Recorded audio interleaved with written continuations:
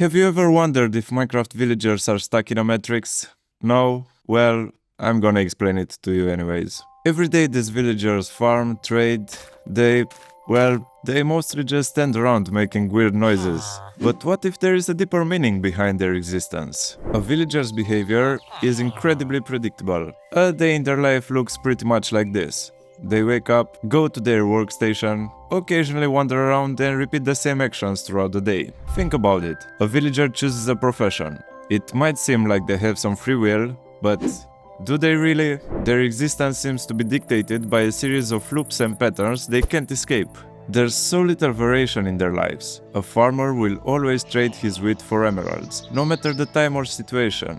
But imagine if that weren't the case. What if one day they decide to hold onto their wheat because they're hungry? Or, perhaps, they grow tired of the constant cycle and decide to trade it for something else entirely, like a flower for his little Tommy.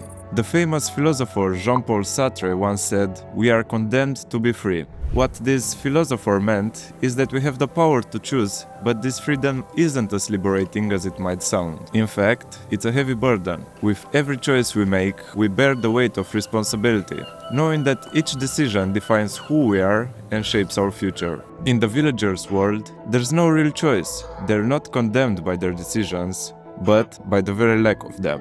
They live in a kind of unfreedom, bound not by their actions, but by the monotony that dictate their every move. Perhaps in this sense, their lives are simpler, easier.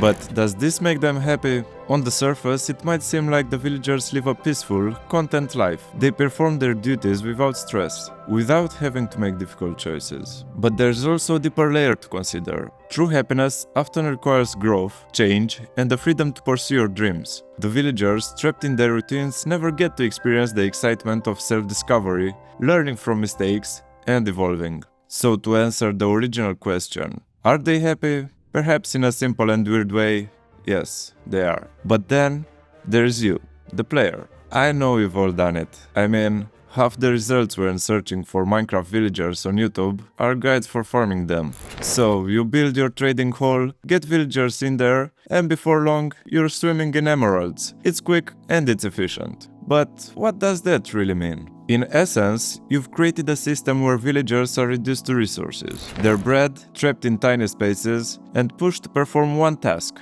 trade with you. And let's be real, who doesn't love a good deal? If you really think about it, these villagers aren't just trading, they're slaves.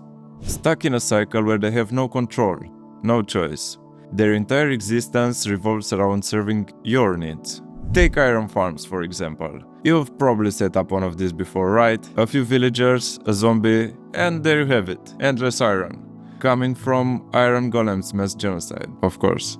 But after all, it's not like you're doing this out of malice, hopefully. I mean, I've seen some questionable builds, to say the least, from you guys. Anyways, it's a game mechanic, right? You set it up, and it works. You get the resources you need, and the villagers, well, they don't get much of a say in the matter.